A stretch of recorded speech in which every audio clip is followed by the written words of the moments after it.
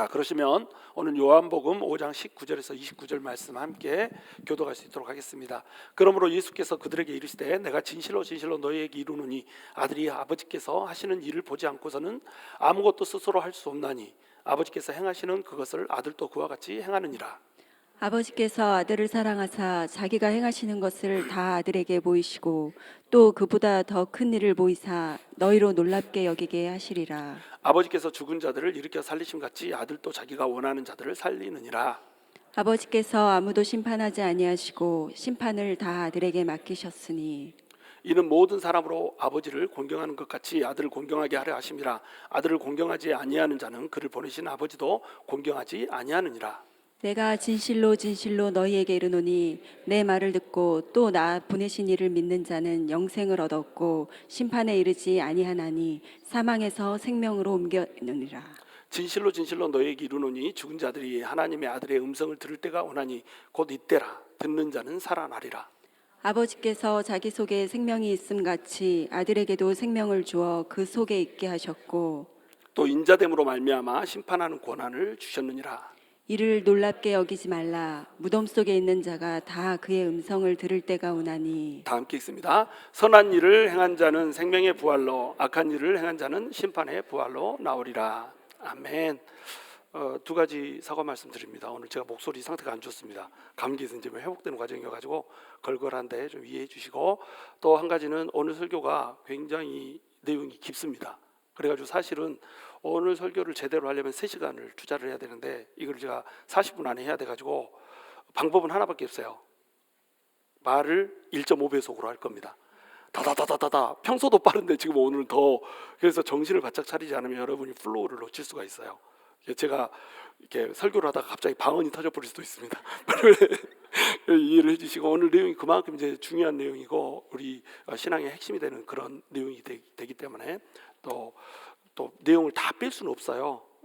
다 다룰 수는 없으니까 간단하게 다루겠지만 그래도 최대한 여러분이 이해할 수 있게 이렇게 설명을 해드리겠습니다. 우리 옆에 분들하고 인사하시죠. 주님 오실 날을 기대하면서 합시다. 네. 다시 한번 인사합시다. 세상 힘든 거 그거 아무것도 아닙니다.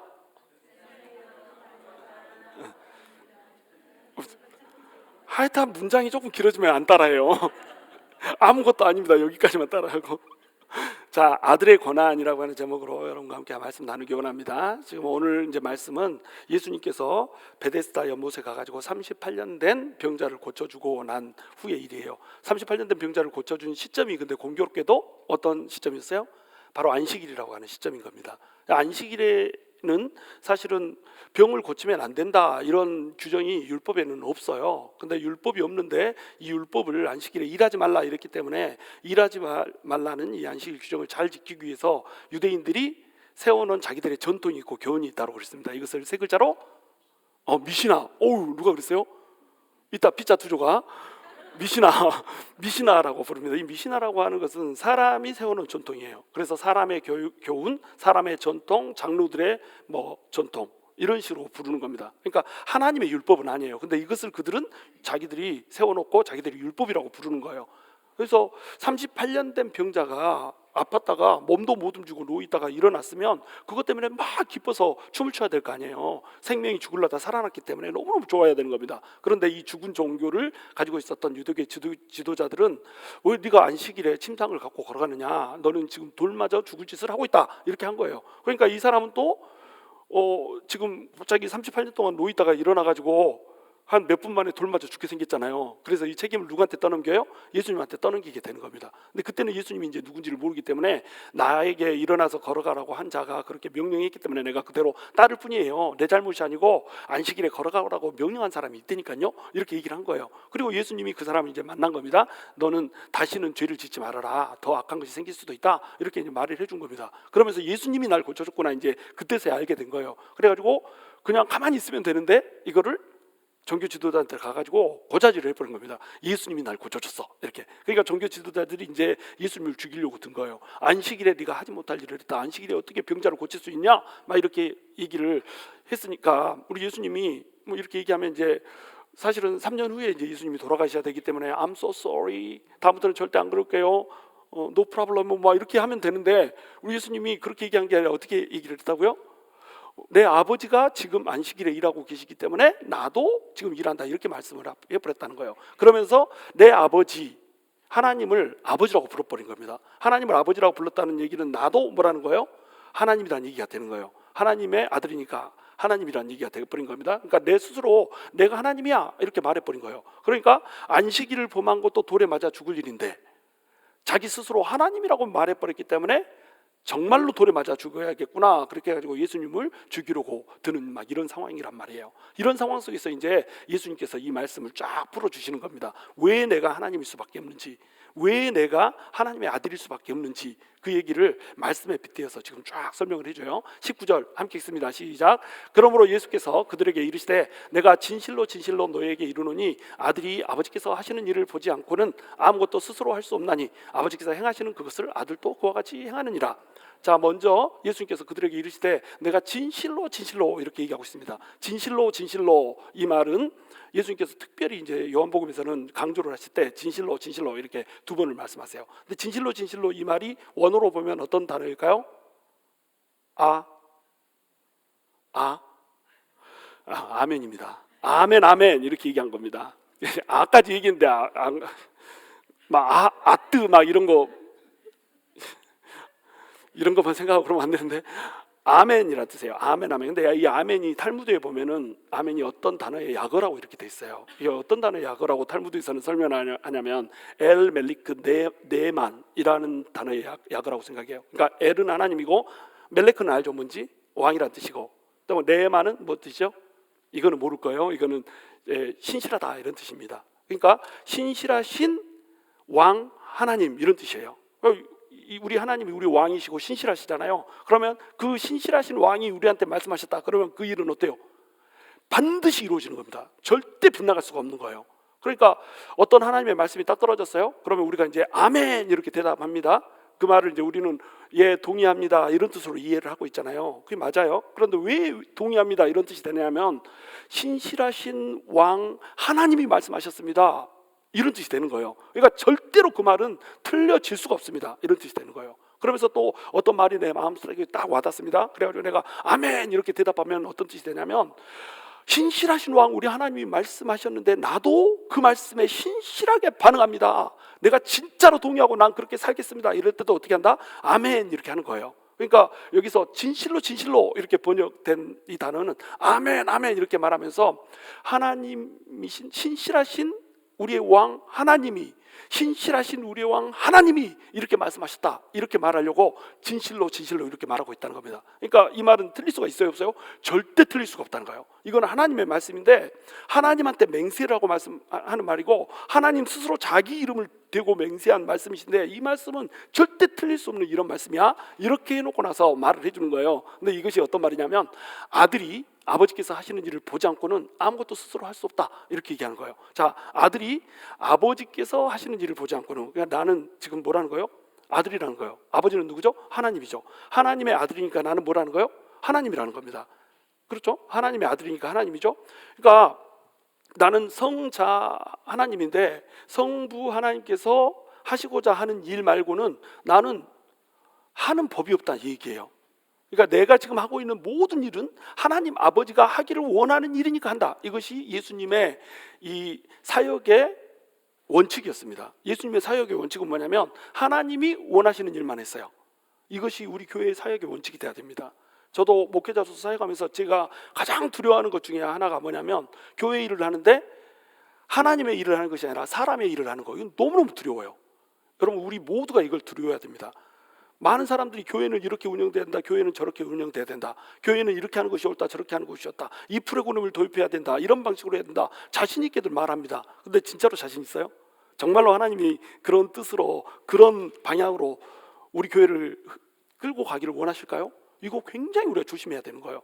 우리는 하나님의 뜻대로 우리도 하나님이 원하시는 대로 하나님이 원하시는 것만 하고 하나님이 원하지 않는 것이면 안 하고 이렇게 우리도 해야 된다라고 하는 그 사역 원칙을 정해야 된단 말이죠. 그런데 우리가 하나님의 뜻대로 하고 싶다고 해서 하나님의 뜻대로 할 수 있는 건 아니잖아요. 하나님 믿는 사람 중에 하나님 뜻대로 안 하고 싶은 사람은 없잖아요. 그렇잖아요. 나는 내 마음대로 막 무조건 할 거예요 막 이렇게 생각하는 사람 있어요? 그래도 하나님 뜻대로 한다고 믿고 이렇게 하잖아요. 근데 그럼에도 불구하고 우리는 하나님 뜻대로 다 할 수 없습니다. 인간이니까. 근데 예수님은 어때요? 예수님은 하나님의 뜻대로 보여주신 것만 합니다. 무슨 얘기냐면 예수님이 하나님이기 때문에. 예수님은 하나님의 뜻이 아닌 것을 할 수가 없어요. 그렇다고 본다면 지금 베데스다 연못에 와가지고 예수님께서 38년 된 병자를 고쳐주잖아요. 안식일에 병자를 고쳐주는 것, 이것을 예수님이 했다. 그러면 예수님은 무조건 하나님이 하라는 것만 하기 때문에 지금 이것은 하나님이 하라는 거였어요, 아니었어요? 하나님이 하라는 거였다는 거죠. 그러면 안식일에 병 고치는 거, 이것은 우리 전통에 어긋나니까 틀린 거 아니냐, 이렇게 얘기한다 할 수 있다면 바로 그렇게 생각하는 네가 틀렸다는 거예요. 안식일은 왜 존재하는가?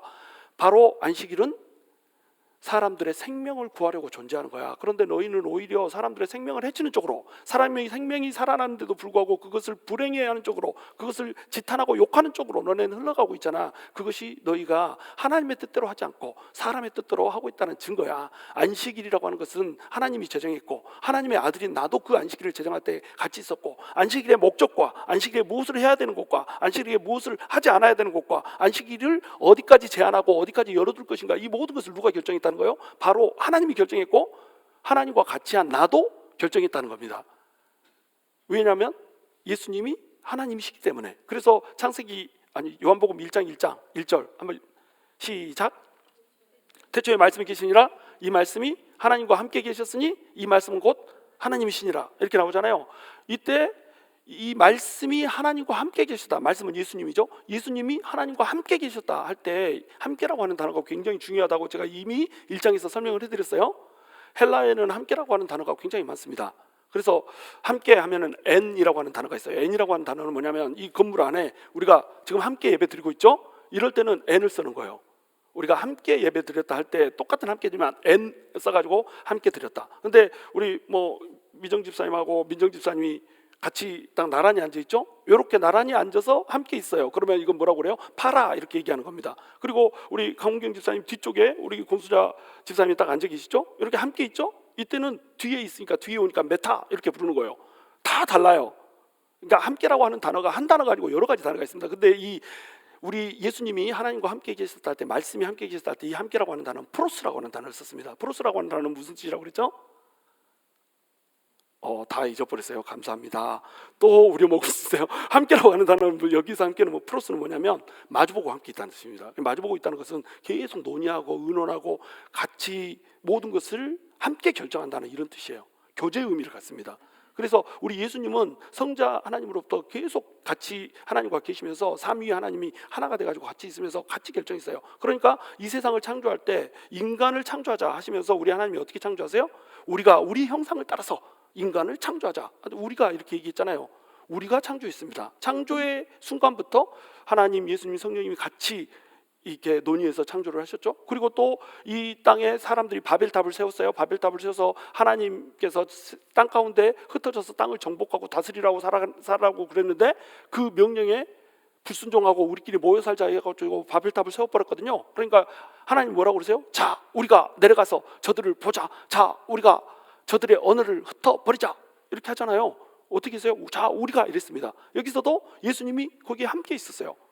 하나님 아버지께서 하시고자 하는 일에는 항상 예수님이 함께 있으면서 함께 했다는 겁니다. 또 이사야를 보낼 때 누가 나를 위해서 가서 우리의 마음을 전하고 우리의 마음을 전한다고 그랬잖아요. 그렇죠? 우리 누구예요? 성자, 성부, 성령, 성부, 성자, 성령 하나님을 얘기하는 거예요. 그러니까 사람을 보낼 때도, 사람을 부를 때도, 사람을 창조할 때도, 사람을 심판할 때도 우리 하나님께서는 항상 삼위의 하나님으로 함께 하시면서 같이 있었다는 거예요. 그 예수님이 지금 인간이 돼서 이 땅 가운데 오셨다는 겁니다. 그러니까 예수님은 하나님이시죠. 그래서 하나님이 태초부터 그렇게 쭉 해오셨던 것처럼 우리 예수님도 또 계속 하나님과 같이 하나님이 보여주시는 것, 하나님이 하시고자 하는 것, 그것만 하고 있다는 거예요.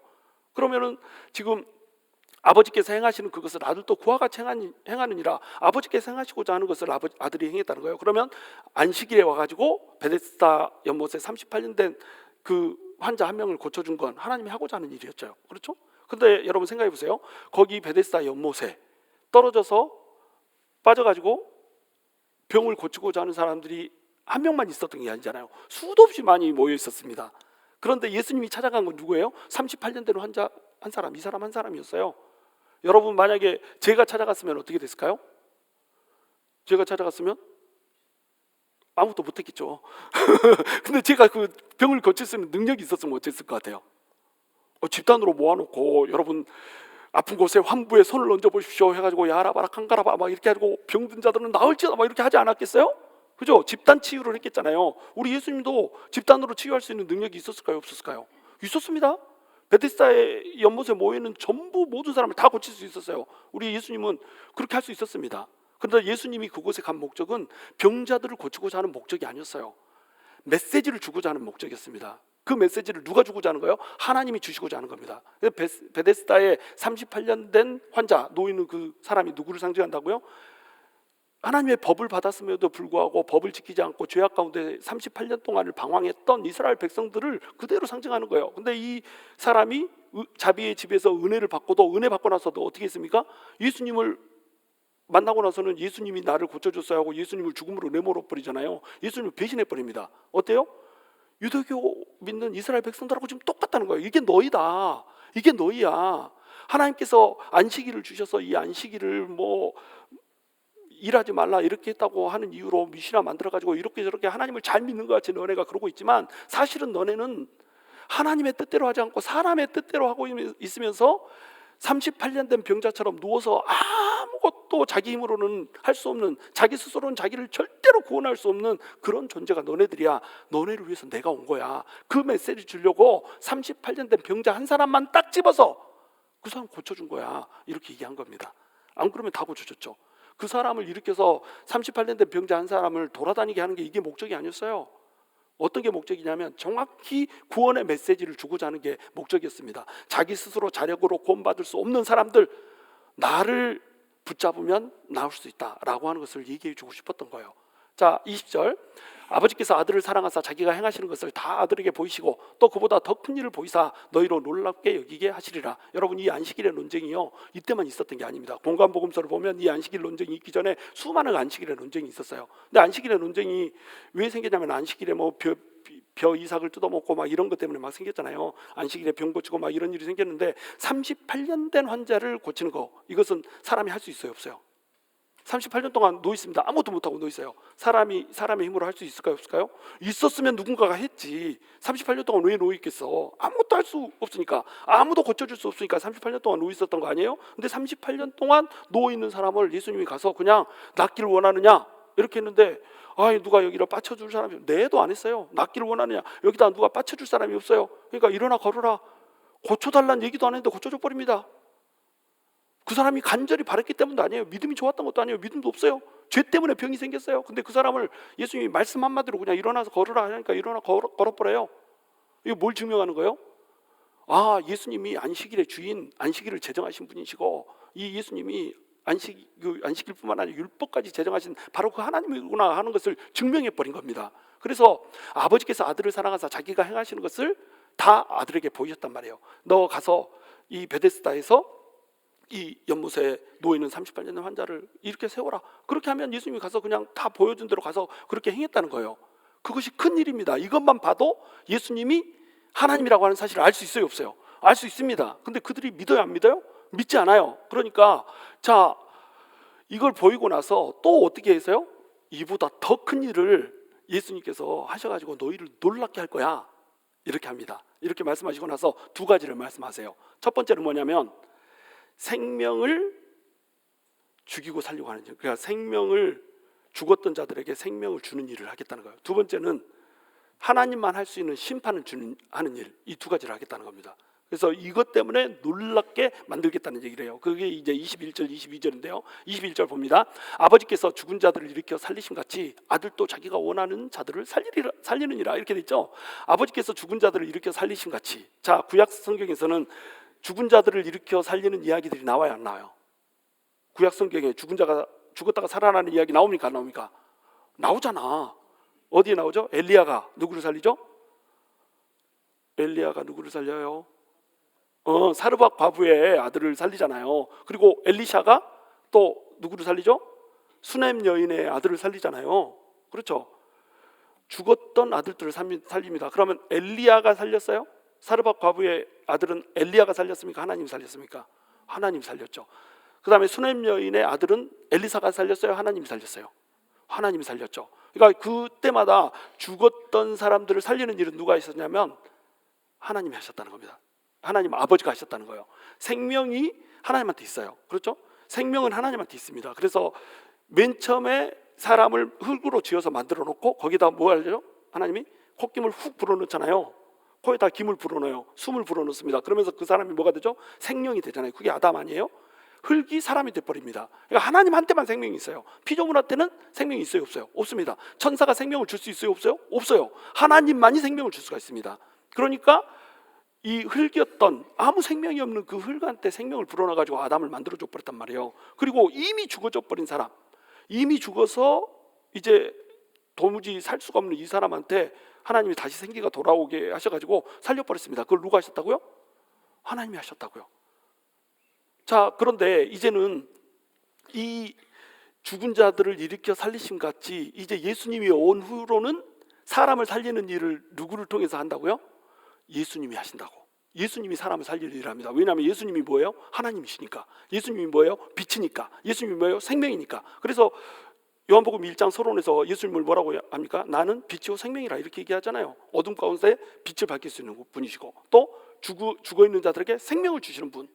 생명은 누구만 줄 수 있다고요? 하나님만 줄 수 있다고. 그러니까 예수님은 하나님이라고 하는 것을 나는 생명이다라고 하는 말로 표현했단 말이에요. 근데 여기서는 어떻게 표현했냐면 아들도 자기가 원하는 자들을 살리느니라 라고 하는 말로 여기다가 예수님이 하나님이라고 하는 표현을 지금 써놓은 겁니다. 그러니까 여기서는 이제 예수님이 어떻게 하세요? 예수님이 이제부터 살리는 거예요. 아버지가 살리는 게 아니라 예수님이 살리시는 겁니다. 그래서 예수님이 누구를 살리죠? 혈루병 걸린 여인 고쳐주고 나서 그 다음에 누구 살려줍니까?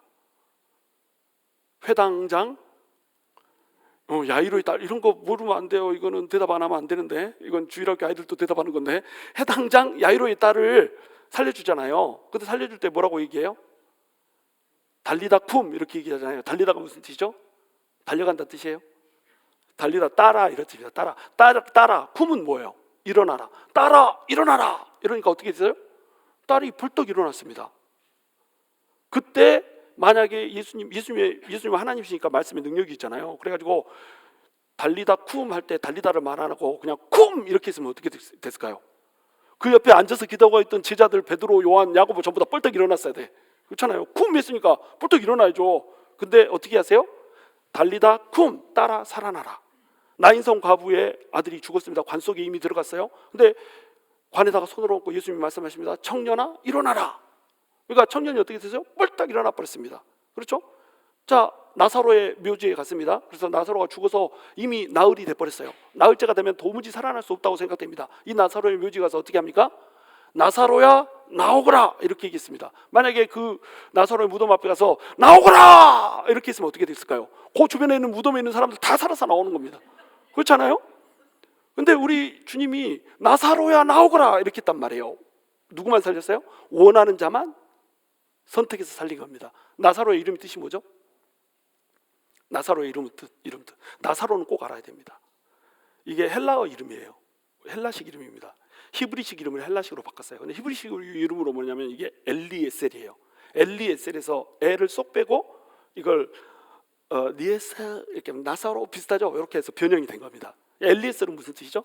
엘리가 나의 하나님 이런 뜻이에요. 에셀은 도우심 이런 뜻이 거의 막 가만히 계시네요. 나 벽에다 대고 얘기하는 거야 지금. 엘리에셀 하나님의 도우심 이런 뜻입니다. 그러니까 나사로 그러면 이 뜻이 뭐라고요? 하나님의 도우심.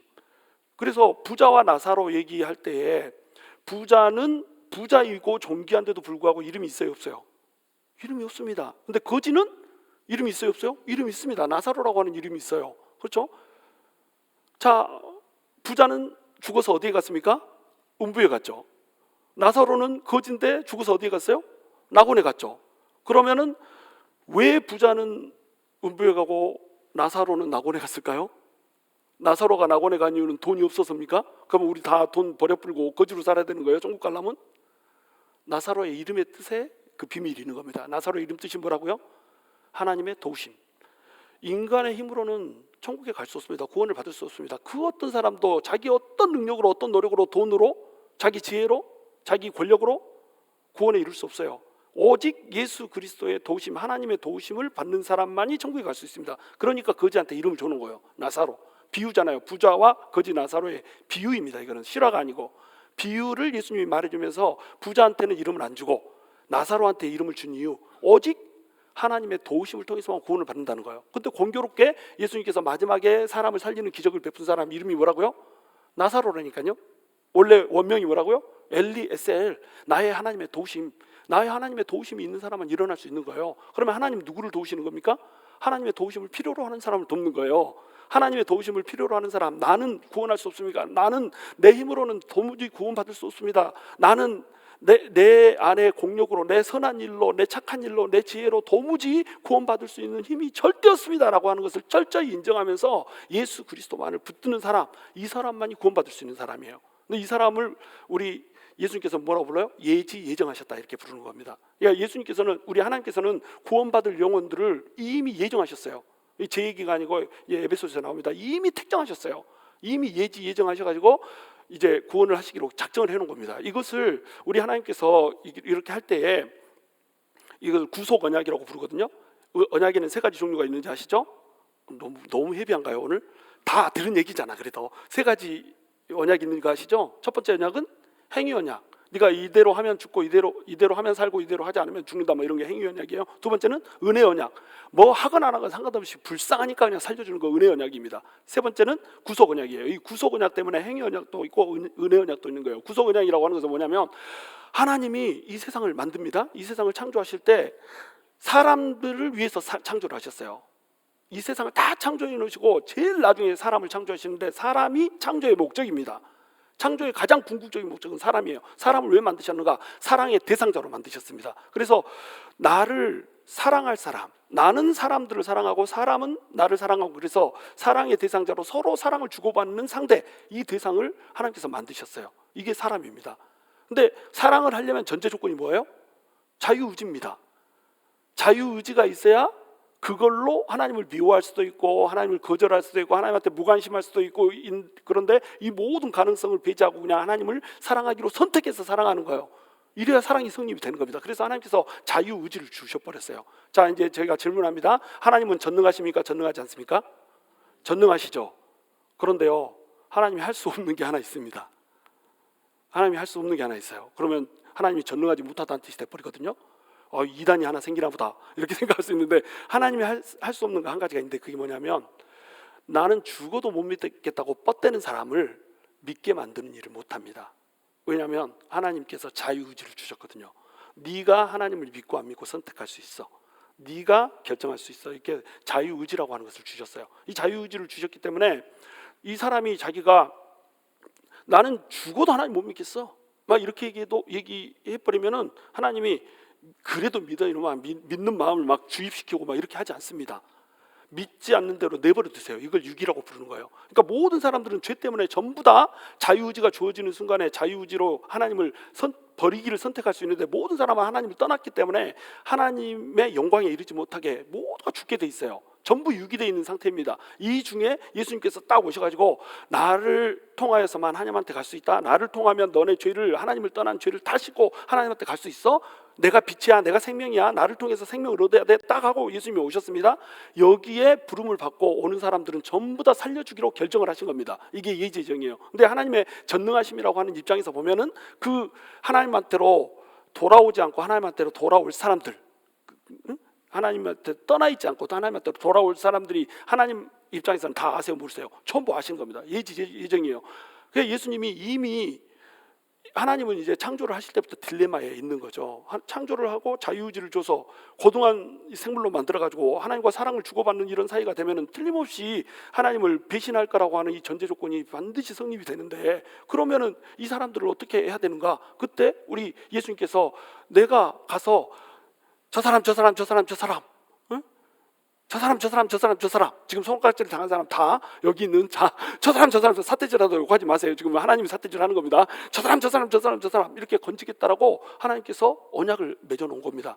그래, 그러면 네가 가서 그때 사람으로 가가지고 사람을 위해서 죽고 사람들의 죄를 다 대신하여서 죽음으로써 그 사람들이 나의 죄를 대신해서 죽었구나라고 하는 것을 인정하면서 다가오는 사람들 전부 다 구원하는 걸로 하자, 이렇게 결정을 해놓은 거예요.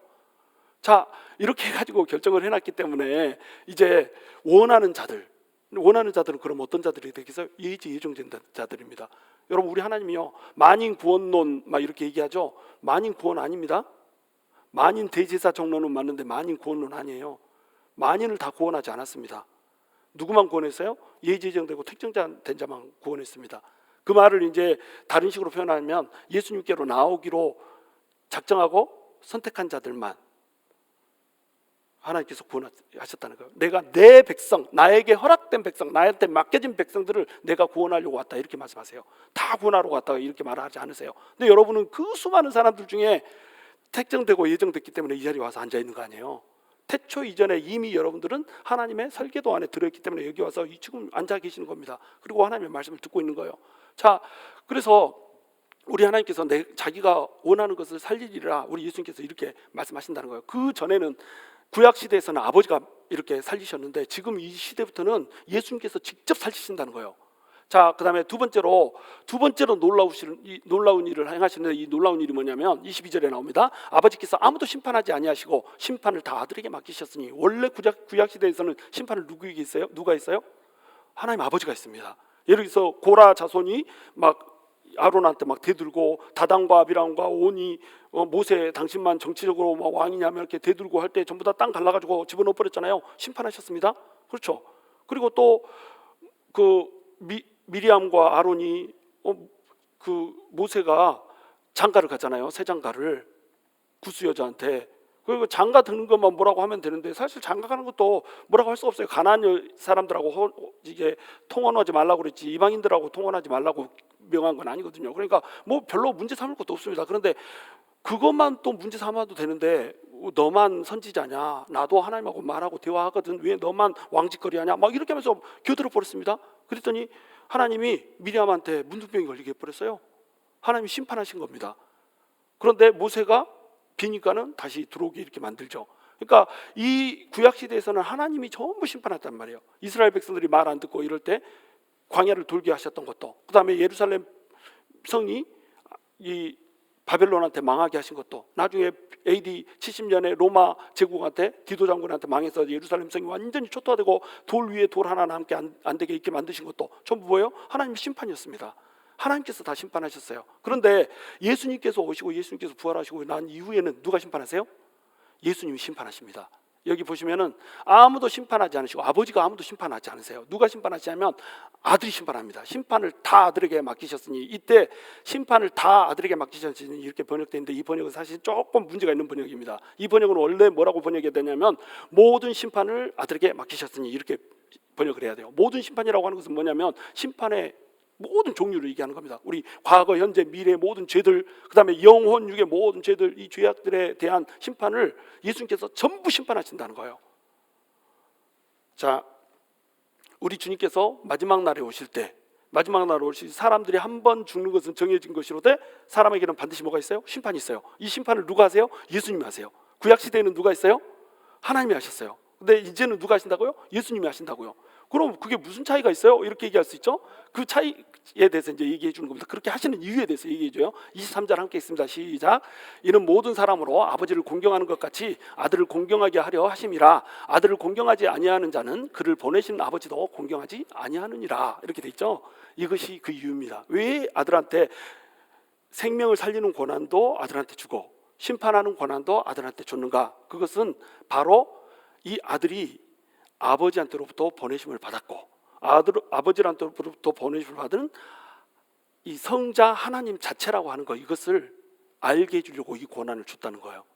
그러니까 여러분, 이 성경은, 구약 성경은요, 누구에 대해서 얘기하고 있어요? 예수님에 대해서 얘기하고 있습니다. 여러분이 구약 성경을 쭉 읽고 구약 성경의 내용을 이해를 했는데 신약 성경에 나오는 예수님을 믿지 못한다 그러면 여러분의 마음이 완악한 겁니다.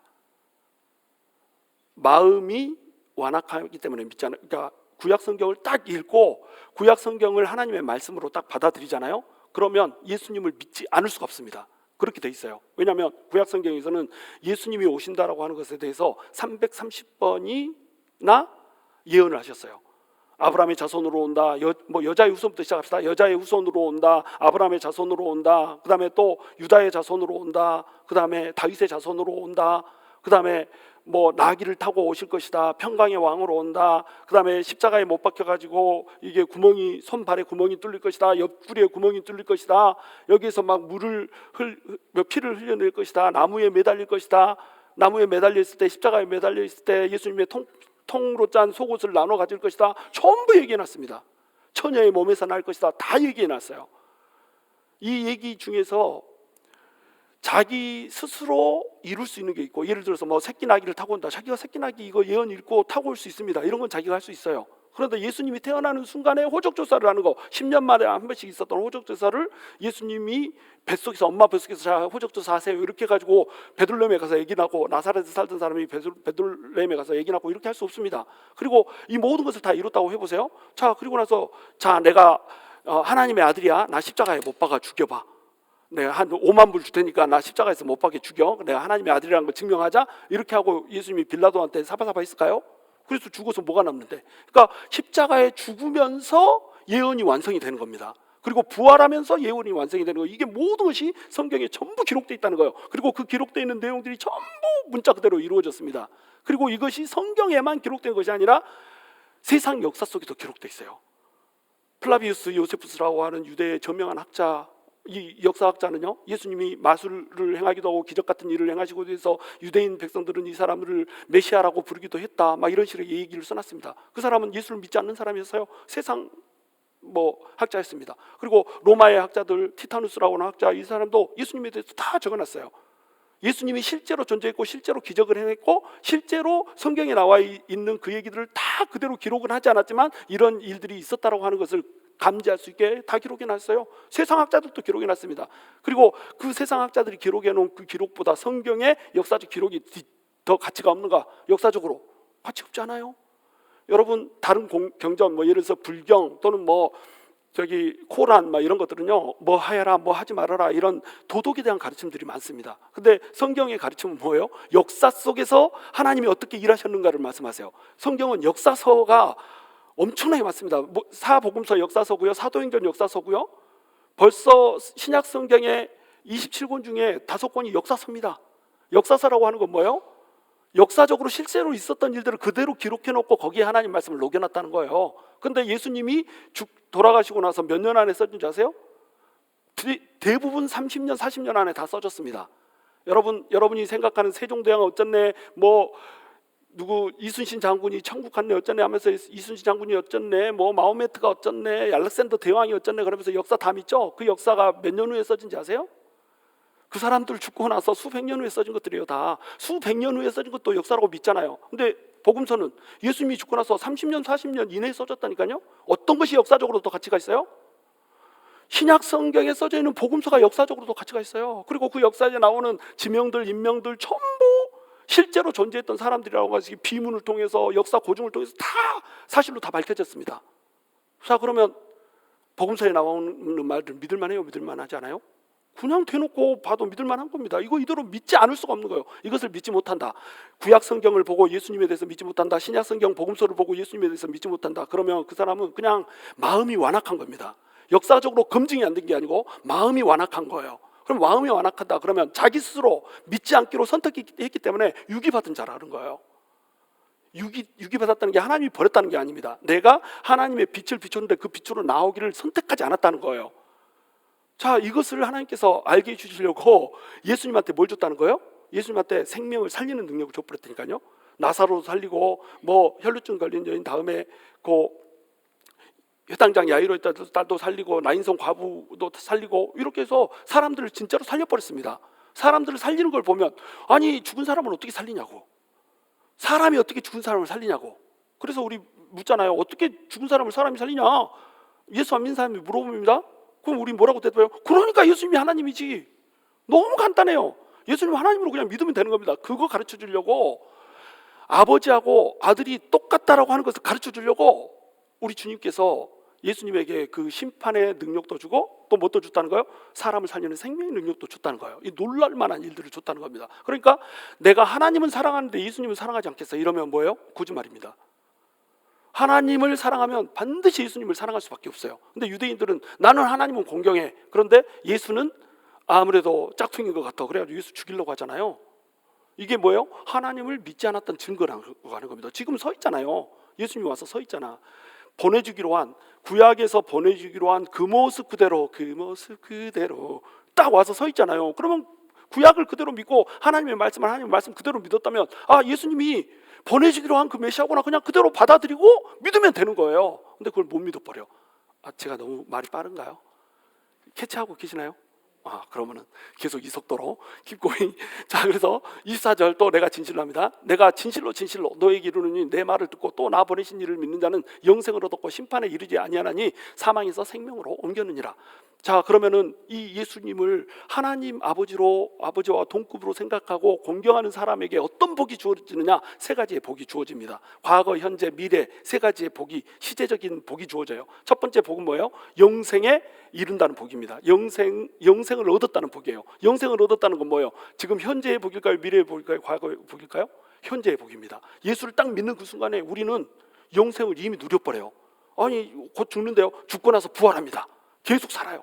지금 현재 예수님을 믿는 순간에 우리는 영생이 이미 우리한테 와버렸어요. 죽고 나서 천국 가는 거 아닙니다. 우리는 이미 온 천국을 이미 살고 있어요. 그리고 이 상태로 쭉 완성되는 천국에 들어가서 계속 사는 겁니다. 이게 우리예요. 우리는 영생을 이미 얻었습니다. 그리고 두 번째로는 심판에 이르지 아니하나니, 이렇게 되어 있습니다. 사람들은 다 심판에 이르게 되어 있어요. 주님이 우리 사람에게 한 번 죽는 것을 정해놓고 한 번 죽고 나면 그 이후에는 뭐가 있다? 심판이 있다, 이렇게 얘기해놨습니다. 모든 사람이 심판을 받게 되어 있어요. 그 행한 대로, 행위대로 심판을 받게 되어 있습니다. 그런데 예수를 딱 믿는 순간에 예수님한테 죄를 전가해 버렸잖아요. 예수님이 우리 죄를 대신해서 죽어버렸잖아요. 성경대로 우리 죄를 대신해서 죽고 살아나 버렸잖아요. 그래가지고 우리 죄가 있었는데 없어져 버린 겁니다. 죄의 증발, 화라라라라라 날아가 버렸어. 죄가 있는 줄 알았는데 없네. 그러니까 어떻게 돼요? 심판에 이르지 않게 되는 거예요. 자, 심판에 이르는 건 나중에 후에 심판이 있으니까 이건 언제 일이에요? 미래에 심판이 있을 건데 미래에 심판이 없게 만들어 놔버린 겁니다. 그러면 예수 믿는 사람들은 지 마음대로 살아도 되겠네요? 예수 믿는 사람은 지 마음대로 살아도 심판이 없다니까 괜찮겠네요? 이렇게 대답하는 사람이 있겠죠? 그래서 우리 하나님께서 이 세상에서 사는 동안에 우리 그리스도인들은 심판을 해버립니다. 이것을 우리는 심판이라고 안 부르고 뭐라고 불러요? 징기스칸? 징계라고 부르는 거예요. 여러분, 이 시편 75편에 보면 아삽이라고 하는 사람이 굉장히 실족할 뻔한 일이 나옵니다. 하나님을 믿지 않는 사람들이 하나님 믿는 사람 훨씬 잘 되는 거예요. 내가 실족할 뻔하였도다. 악인들이 왜 형통한가? 막 이렇게 막 궁금해하다가, 아, 내가 성전에 갈 때서야 깨달았도다. 막 이렇게 하면서 딱 깨달아 버립니다. 아, 끝이 아니구나. 나중에 하나님이 결산하는구나. 이걸 깨달은 거예요. 예를 들면 이 믿지 않는 사람들은 잔칫날에 쓰려고 놨던 돼지 같은 그런 겁니다. 무슨 얘기냐면, 여러분 우리 예를 들어서 케빈이 장가를 안 갔잖아요. 근데 막 계속 막 먹습니다. 이렇게 그래가지고 배도 막 이만큼 나오고 먹다 보니까 막 머리도 빠져가지고 대머리 아저씨 되고 막 이렇게 됐어. 그러면 우리 박은희 집사님 뭐라고 할까요? 야, 장가는 가고 쪄라. 먹지 마라. 그래가지고 음식도 막 해주던 거 안 해줘 불고 막 중반 줘 불고 막 이럴 수도 있겠잖아요. 안 그래도 줄 거예요?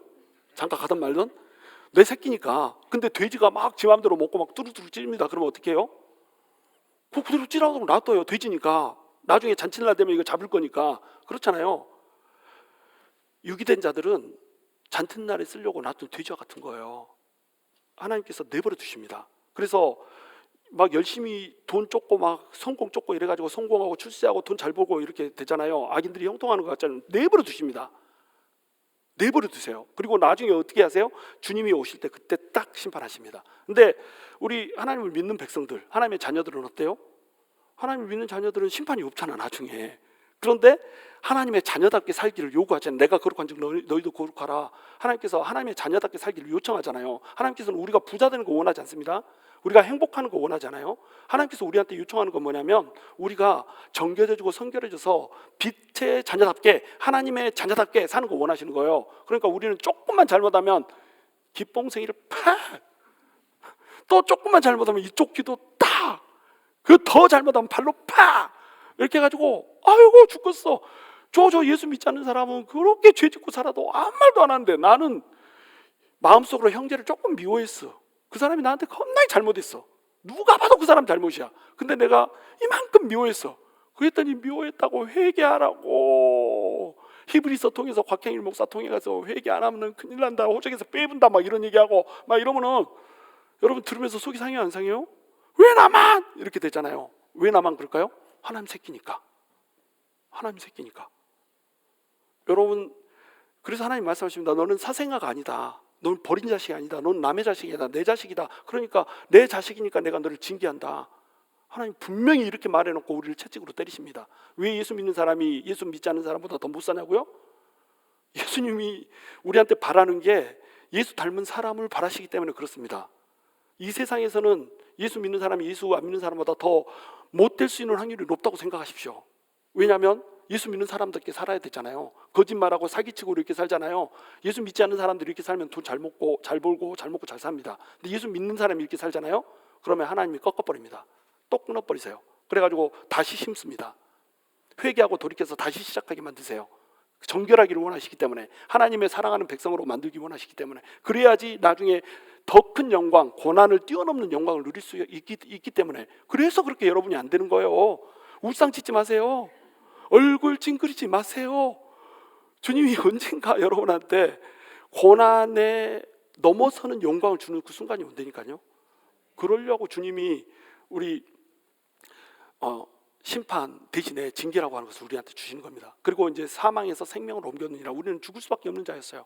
우리는 세 가지의 사망 속에서 허덕이고 있습니다. 첫 번째는 육체적인 사망이에요. 육체적인 사망. 나 살았는데요, 아직 죽지 않았는데요, 언젠가는 죽어요. 그게 육적인 사망입니다. 두 번째 사망은 하나님과 단절됐어요. 하나님이 음성도 안 들리고 하나님이 보이지도 않고 하나님의 말씀이 깨닫지도 않아요. 그걸 영적인 죽음이라고 불러요. 세 번째 죽음은 그렇게 해서 살다가 죽었는데 나중에 지옥으로 떨어져요. 황충처럼 부활해가지고 떨어집니다.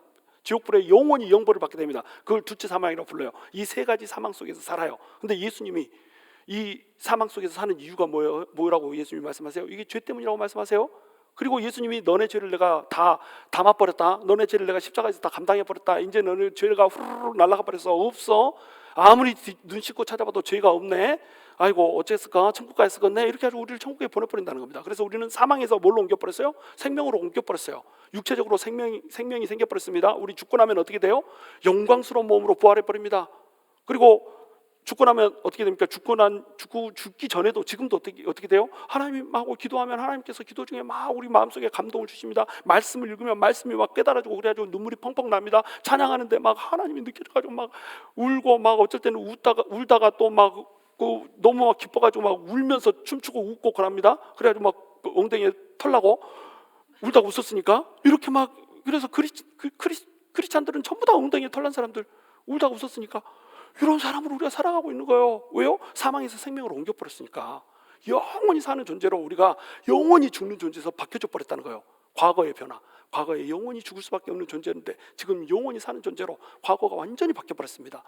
25절, 진실로 진실로 너희에게 이르노니 죽은 자들이 하나님의 아들의 음성을 들을 때가 오나니 곧 이때라. 듣는 자는 살아나리라. 이때 죽은 자들은 누구를 얘기할까요? 이때 죽은 자들은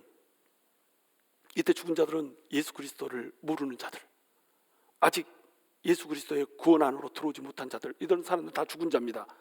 육체적으로 언젠가는 죽는다고 그랬죠. 또 우리 영적으로 영원히 하나님을 알 수 없고 하나님의 말씀을 깨달을 수 없기 때문에 죽은 자들이죠. 그 다음에 죽고 나면 영원한 불구덩이에 떨어질 둘째 사망에 이를 자들이니까 이미 죽은 자들입니다. 이 죽은 자들이 하나님의 아들의 음성을 들을 때가 와요.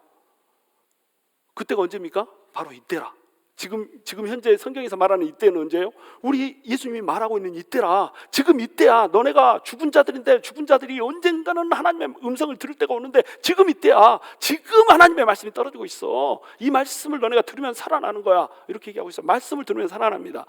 이 에스겔서 37장에 가면은 그 마른 뼈들이 살아나는 얘기 나오잖아요. 하나님의 말씀을 대언할 때 마른 뼈들이 일어나고요. 하나님이 말씀을 대언할 때 이 생기가, 바람이 들어가가지고 생기가 불어서 이 사람들을 살리라 할 때 군대를 이루어가지고 막 살아나잖아요. 하나님의 말씀과 성령의 운행하심은 우리를 살리는 거예요. 말씀이 우리를 살리는 겁니다. 지금 제가 제 음성으로 말씀을 전하고 있잖아요. 내 음성으로 말씀을 전하고 있는데 이것은 지금 누구의 음성이에요? 하나님의 음성을 믿으시기 바랍니다. 내가 내 얘기하고 있는 거 아니잖아요. 내가 내 얘기하고 있으면 내 음성입니다. 근데 하나님의 말씀을 그대로 내가 풀어주고 있잖아. 그러면 이건 누구의 음성이에요? 하나님의 음성입니다. 예수 그리스도를 통해서 이 선택된 백성들을 찾으시는 예수 그리스도의 음성이에요. 그 음성이 죽은 자들에게 들릴 때가 오나니 언제라? 바로 이때라! 지금 들으셔야 되는 거예요. 이 말씀 듣고 예수님한테 나와야 되는 겁니다. 더 빛 가운데로 더 나와야 되는 거예요. 더 살아나야 되는 겁니다. 그래서 생명을 얻게 되는 거예요. 말씀이 여러분을 살리는 겁니다. 이 말씀이 여러분의 마음에 부딪히고 여러분의 마음에 심겨지면 여러분을 살게 되는 거예요. 자, 26절, 아버지께서 자기 속에 생명이 있음 같이 아들에게도 생명을 주어 그 속에 있게 하셨고, 아버지 속에 생명이 있습니다. 우리 아버지는 생명이라고 했죠. 하나님은 생명이에요. 하나님만 생명이 있습니다. 다른 존재는 생명이 없어요. 근데 이 아들도 어때요? 아들도 하나님이잖아요. 그러니까 이 아들에게도 생명을 주어서 그 속에 있겠습니다. 그러니까 예수님이 지나가는 곳에는 모든 생명들이 살아났어요. 이 생명들이 살아날 때 이 죽은 자 가운데는 영적인 죽은 자들도 있잖아요. 예를 들어서 니고데모, 예수님한테 나왔습니다. 어떻게 됐습니까? 살아났습니다. 또 베드로 어떻게 했습니까? 예수님한테 나왔죠. 살아났습니다. 안드레와 요한 어떻게 했습니까? 예수님한테 나와서 살아났죠. 사마리아 여인 어땠어요? 예수님한테 나와가지고 살아났죠. 예수님한테 나오는 자마다 전부 다 살아났습니다. 왜요? 아들한테 생명이 있어서 그 속에 있기 때문에 예수님을 만나는 자마다, 예수님을 부딪히는 자마다, 예수님을 붙드는 자마다 전부 다 살아났어요. 나사로한테 얘기하잖아요. 나사로야 나오거라. 나사로를 불렀기 때문에 나사로만 살아서 나왔어요. 거기서 나오거라 했으면 나사로 말고 다른 사람도 다 살아났다고 했죠. 예수님하고 접촉되는 자만 살아나오는 겁니다. 선택이에요, 선택.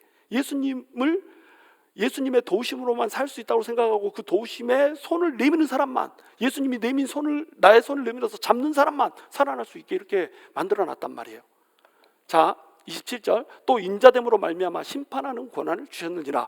우리 예수님께서 아까도 얘기했듯이 구속 언약을 맺었어요. 구속 언약을 맺어놓고 이제 심판하는 권한이 원래는 아버지 하나님한테 있었습니다. 그런데 예수님한테 이 심판하는 권한이 넘어가게 된 이유가 뭐냐면 예수님이 인간이 되어가지고 인간을 대표해서 와버린 거예요. 인간을 대표해서 와가지고 이 인간 대신에, 인간을 위해서가 아닙니다. 우리를 위해서 죽었다 그러면 우리한테 뭔가 주려고 죽은 것이 되고요. 우리를 대신해서 죽었다고 해야 맞아요. 왜냐하면 우리가 죽을 사람들이었는데, 우리가 십자가에 못 박혀서 죽을 저주 아래 있는 자들인데 우리를 대신해서 예수님이 죽었기 때문에 우리를 대신해서 예수님이 죽은 거예요. 우리를 대신해서 죽은 그 일을 하려고 인자가 되셔서 사람의 아들이 되어가지고 우리 하나님이 여기 와버렸습니다. 그렇게 함으로써 뭐가 이루어져 버린 거예요?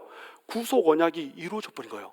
구속 언약에서 뭐가 약속됐냐면 사람들을 성자 하나님께서 오셔서 구원하시고, 구원하고 나면 모든 정권이 성자 하나님한테로 이양된다라고 하는 것이 구속 언약에서 약속이 됐다는 겁니다. 성경 어디에 나오냐? 안 나옵니다. 성경 전체로 통으로 볼 때 이런 개념을 우리가 얻을 수가 있는 거예요. 그래서 우리 예수님이 인자가 돼서 우리를 대표해서, 우리를 대신해서 십자가에 못 박혀 죽으시고 우리의 모든 죄를 씻어 주심으로 말미암아서 심판할 수 있는 권한 자체가 구속 언약 그대로 예수님한테 넘어가 버렸다는 겁니다. 그래서 예수님이 이제 다시 이 땅에 오셔서 이 땅을 심판하게 될 거예요. 28절, 이를 놀랍게 여기지 말라. 무덤 속에 있는 자가 다 그의 음성을 들을 때가 오나니. 자, 이를 놀랍게 여기지 말라고 얘기합니다. 예수님께서 38년 된 병자를 살려낸 것도 놀라운 일이지만 그것보다 더 놀라운 일이 있을 거라고 그래요. 그건 뭐냐면 생명이 없던 죽음에서 생명을 살려내버리는 거, 심판할 권한이 예수님한테 있어서 모든 사람을 심판하는 거, 이건 놀랍게 여기지 말라는 거예요. 왜 이것을 놀랍게 여기지 말라 이렇게 얘기하냐면 무덤 속에 있는 자가 다 그의 음성을 들을 때가 온다. 이것은 이제 언제 이루어질 일이에요? 예수님이 다시 오실 때. 자, 하나님의 음성을 너희가 들을 때가 오나니 바로 이때다. 이것은 언제 얘기해요? 예수님이 초림했을 때부터 예수님이 다시 오시는 그 순간까지 쭉 우리 예수님이 말씀하십니다. 하나님의 음성을 너희가 들을 때가 오나니 바로 이때라. 이때 믿고 예수님의 빛 가운데로 나와라. 그래야 산다. 이렇게 얘기했다면 이제는 그렇게 해서 결정이 됐습니다. 어떤 사람은 빛 가운데로 나왔고요. 어떤 사람은 빛 가운데로 나오지 않았어요. 어떤 사람은 예수님을 믿었고 어떤 사람은 예수님을 믿지 않았습니다. 그래서 죽어서 전부 다 묻혔어요. 다 무덤 속에 묻혀서 전부 다 자고 있습니다. 그때 이제 하나님의 음성이 들릴 날이 온다는 거예요. 무덤 속에 있는 자가 다 그의 음성을 들을 때가 오나니. 무덤 속에 다 누워있는데 예수님의 음성이 들리는 거예요. 응? 민정아! 이렇게는 안 부르겠지. 김민정! 공순자, 강훈경, 막 저쪽 뒤쪽도 해줘야지. 정차균, 막 이렇게 문현숙, 막 이렇게 전부 다 이름을 불릴 때가 온다는 거예요. 그러면 예수 안에 있었던 사람들은, 예수 안에 나와서 예수를 붙들었던 사람들은 네 하고 나서 나팔 불 때 나의 이름 하면서 막 춤추면서 전부 다 공중으로 들림 받아서 올라갈 거예요. 이렇게 될 거라고 하는 겁니다. 자, 무덤 속에 있는 자가 다 그의 음성을 들을 때가 오나니, 근데 음성을 듣고도 못 깨어난 자들이 있어요. 못 일어나는 자들이 있습니다. 그리고 무덤 속에서 다 예수를 믿었던 사람들 다 깨어나서 이제 들고 올라가고 나서 이제 그들이 지상 낙원에 지상에 이제 공중 혼인 잔치를 하고 지상에 내려와서 천년 잔치를 다 벌린다 보니 천년왕국을 한 다음에 이제 또 부활이 또 있습니다. 어떤 사람들의 부활이 있을까요? 믿지 않았던 사람들도 부활합니다. 자, 그 말이 어디에 나오냐면 29절에 나옵니다. 함께 읽습니다. 시작. 선한 일을 행한 자는 생명의 부활로, 악한 일을 행한 자는 심판의 부활로 나오리라. 이렇게 나옵니다. 선한 일을 행한 자는 뭘로요? 생명의 부활로, 악한 일을 행한 자는 심판의 부활로 나옵니다. 부활이 있는데 두 가지 부활이 있어요. 생명의 부활이고 심판의 부활이 있습니다. 생명의 부활은 뭐냐면 예수를 믿었던 자들이 생명을 얻어가지고 영생체, 그러니까 너무나도 아름다운 모습으로 변화돼가지고 하나님의 나라로 천국으로 들어가는 그 부활이 있고요. 또 예수를 믿지 않았던 사람들이 심판의 부활, 다시 얘기해서 황충, 벌레, 노란 벌레처럼 이렇게 보잘것없는 모습으로 부활이 돼가지고 지옥불로 떨어지는 그 심판의 부활이 있을 거라고 하는 거예요. 이 두 가지 부활이 있습니다. 그런데 여기 보시면 이제 누가 생명의 부활로 가고 누가 심판의 부활로 가는가? 선한 일을 행한 자는 생명의 부활로 가고 악한 일을 행한 자는 심판의 부활로 나온다, 이렇게 돼 있죠. 이 얘기를 보고 우리가 오해하면 안 돼요. 아, 우리가 착한 일을 많이 해야지 생명의 부활로 갈 수 있는 것 같다, 이렇게 생각하면 큰 오산이다. 천만의 말씀 만만의 콩떡. 왜냐하면 우리는 선한 일을 할 수 있는 능력이 있어요, 없어요? 없습니다. 나 착한 일 많이 했는데요. 여러분, 제가 주보에도 실어드리지만 이 어떤 사람이 자살을 했습니다. 30대 청년이 자살을 했어요, 자기 방에서. 그런데 70대 그 아버지가 자기 아들이 평소에 잘 집에 들어오지 않고 막 이러기 때문에 이 사람이 집에 안 들어온 줄 알았어요. 죽었는데. 그래가지고 이 사람 실종 신고를 했습니다. 그래서 4년이 흘렀어요. 4년 후에 자기 지인이 와가지고 아들 방문을 열었는데 아들이 시체가 돼가지고 전부 시체는 썩어져 없어지고 배골만 남아 있는 거예요. 뼈만 남아 있습니다. 그래가지고 경찰에 신고했잖아요. 경찰에서 이제 그걸 보고는 사체를 유기했다고, 어떻게 시체가 썩어 나자빠지는데 아버지가 모를 수가 있냐, 그래가지고 검찰에 송치를 해버렸습니다. 그래가지고 2019년에 죽었는데 4년 후에 2023년 작년에 이제 끌려가가지고요, 검찰 조사받고 어제부로 결과가 나왔는데 무죄 석방됐습니다. 어떻게 해서 무죄된지 아세요? 시체가 썩은지를 몰랐답니다. 어떻게 시체가 썩은지를 몰라요? 거기가 그 재개발 지역이어가지고 주변이 쓰레기하고 폐기물들이 너무너무 많았대요. 그리고 집에도 뭐 주변이 다 쓰레기하고 폐기물이니까 집에도 쓰레기 안 치우고 폐기물들 막 덩어리로 막 집이 있습니다. 그러니까 집 자체가 어때요? 냄새가 어미 냄새 막 이렇게 되는 집에서 살고 있는 거예요. 그러니까 시체가 썩는 냄새인지 쓰레기가 썩는 냄새인지 알지를 못합니다. 여러분, 이것이 죄인의 속성인 것을 아시기 바랍니다. 죄인이 이렇습니다. 죄인들은요, 우리 같은 죄인들은요, 죄 속에서 묻혀 살고 있기 때문에 내가 짓는 죄의 냄새가 얼마나 고약한지 몰라요.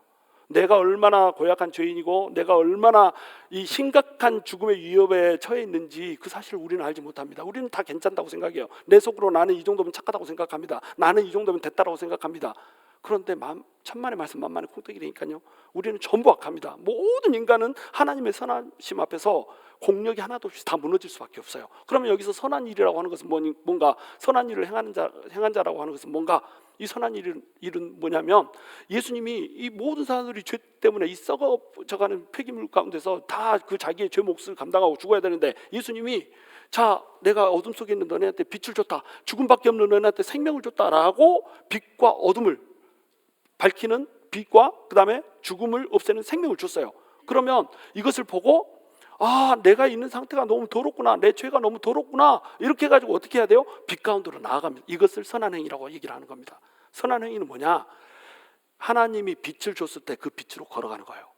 하나님이 생명을 줄 때 그 생명으로 걸어가는 겁니다. 근데 생명은 나는 어두운 것이 좋아, 이대로 사는 것이 좋아, 이대로 살다 죽을 거 내버려 둬, 이렇게 해버리면 이 사람은 예수님의 빛 가운데로 나가지를 못하는 거예요. 그러니까 이 사람은 어떻게 됩니까? 죄 가운데 그대로 있는 거예요. 예수님을 믿지 않습니다. 예수님을 붙잡지 않습니다. 그러면은 이 사람은 죄 속에서 계속 살고 있기 때문에 자기 죄의 냄새를 맡아요, 못 맡아요? 못 맡습니다. 그런데 빛 가운데로 나간 사람은 어때요? 빛 가운데로 나간 사람은, 생명 속으로 나간 사람은 내 죄의 냄새를 맡습니다. 여러분 죄의 냄새를 다 맡잖아요. 여기서 자기가 죄인 아니라고 생각하시는 분 있으면 큰일 납니다. 우린 죄인이라는 걸 다 알아요. 왜 알까요? 빛 가운데로 나왔거든요. 예수님이라고 하는 빛 속에서 보니까 내 죄가 보이는 겁니다. 그래서 나는 죄인입니다. 나도 맨날 주님한테 회개합니다. 주님, 내가 죄인입니다. 정말로 나 주님 앞에서 정말 선한 것이 하나도 없어 보이네요. 막 이렇게 하면서 늘 회개합니다. 그래가지고 어떤 사람한테 한 번은 저한테 물어봤어요. 제가 집사 때 막 하도 펑펑 울면서 주님 용서해 주세요. 그러니까 제가 이제 제자 훈련 시키는 그 형님이었거든요. 한 저보다 뭐 띠동갑 되는 형님이었는데 제가 제자 훈련을 시켰어요. 김태촌 동생이 김태촌 바 거기 조폭 출신이에요. 막 그래가지고 그분은 우는 거 싫어가지고 막 이렇게 눈물을 이렇게 말리는 막 이러면 아주 상남자였는데 아니 각 집사는 뭔 죄로 이렇게 쳐가지고 지금 용서해 주려고 맨날 난리요?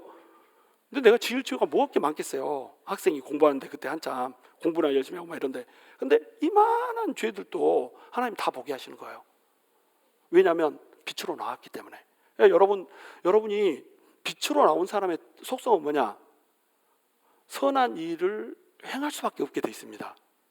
완벽하게 선한 일을 행한 자를 얘기하는 게 아니에요. 빛으로 나왔기 때문에 빛 속에서만이 발견되는 내 죄성을 알고 내 죄를 죽이려고 애를 쓰는 겁니다. 마음속으로 사람을 미워하는 거 이거 여러분 예수 믿기 전에 마음껏 했어요. 마음속으로 미웠는데 뭐 죄만 안 지으면 됐지. 근데 마음속으로 미워하는 거 여러분 어떻게 생각하십니까? 지금 오면 내가 오늘 또 사람을 죽였네 이렇게 생각하잖아요. 그렇게 생각할 수 있는 게 뭐 때문에 그래요? 빛 속으로 나왔기 때문에 그래요. 그래서 내가 안 미워하려고 애를 쓰잖아요. 잘 안 되긴 하지만 그렇죠? 꼴보기 싫어 죽겠지만 그래도 안녕하세요 그리고 잘해주려고 애를 쓰잖아요. 꼴보기 싫은 놈 딱 가면 원래는 내 성질 같으면 어때요? 저 꼴보기 싫은 거 이러고 가든지 돌멩이를 딱 차가지고 모른 척하고 맞춰놓고 나는 안 한 척 이렇게 하고 가든지 이렇게 할 거 아니에요. 그렇죠? 근데 그 꼴보기 싫은 사람이 가도 어떻게 해요? 승리합시다 이렇게 하잖아요. 억지로 좀 지으면서 승리합시다 오늘도 승리하십시오 이러고 가서 이러고 가더라도 왜 하잖아요. 그렇죠? 애를 쓰는 겁니다. 애를. 왜요? 빛 속으로 갔거든요. 빛 속으로 갔기 때문에 내 악한 행위들이 다 드러나고 이게 악하다는 걸 알거든요. 내가 죄된 속성 육신을 가지고 있기 때문에 이걸 완벽하게 고쳐낼 수는 없지만 하나님의 빛 속에 있기 때문에 이 빛 속에서 나는 선한 길을 가려고 예수님을 닮아가려고 한 발 한 발 노력하고 애써 가는 겁니다. 이것이 뭐예요? 이것이 선한 행위라는 겁니다. 이것이 죄의 냄새를 맡을 줄 아는 자예요. 이런 자들은 어디로 나와요? 생명의 부활로 나아가는 겁니다. 만약에 내가 예수를 믿는다고 하면서도 내 죄가 보이지 않고 내 죄를 발견하지 못하고 내가 여전히 의인이라고 생각하고 나 정도면 괜찮아라고 생각한다면 여러분 심각한 적신호라는 걸 아시기 바랍니다. 내가 믿고 있는 예수가 가짜 믿음일 수 있어요. 이거 조심하십시오. 세뇌돼 가지고 광 목사가 하도 말을 빨리 하고 잘하니까 세뇌돼 가지고 나도 예수 믿는갑다 이렇게 착각해 버리면 여러분 망합니다. 진짜로 여러분의 마음속에 나는 죄인이라고 하는 이 감정이 감동이 확 와야 돼요. 그리고 이 죄를 내가 어떻게 감당해야 되지? 주님의 도우심밖에 없구나. 그리고 예수님한테 도우심을 구하면서 나가는 겁니다. 이것이 뭐라고요? 이것이 선한 일을 행하는 거라니까요. 도네이션 맨마블하고 이런 게 선한 것이 아니고 뭐 선한 행위 한다고 사람들 발 닦여주고 뭐 장애우들 몸 씻겨주고 이게 선한 게 아니고 이것도 포함되어 있지만 이런 게 아니고 어떤 것이 선한 거라는 거예요? 내가 주님 없이는 그 어떠한 소망도 없는 죄인이라고 하는 그 사실을 알고 그곳으로부터 주님의 도우심을 받아서 벗어나려고 애를 쓰는 그런 모든 삶의 방식들, 라이프 스타일을 온전히 드리는 믿음을 가진 것. 이것이 뭐예요? 이것이 선을 행한 거라고요. 그런 사람은 어떻게 나온다고요? 생명의 부활로 나오게 되는 겁니다. 여러분은 전부 생명의 부활로 나오신 분들이에요. 너무 감격스럽지 않습니까? 그렇다면 여러분 이제 여러분의 삶을 어떻게 드려야 되겠습니까? 생명의 부활로 아직 나오지 못한 사람들을 생명의 부활로 나오게 하고 내 빛을 믿지 않는 사람들에게 비춰서 아 예수님을 믿는 빛이 저런 것이구나 라고 하는 것을 전파하고 전달하는 이런 사람이 되어야 되겠잖아요. 바로 그러한 성도요 교회가 될 수 있게 되기를 주님의 이름으로 축원합니다.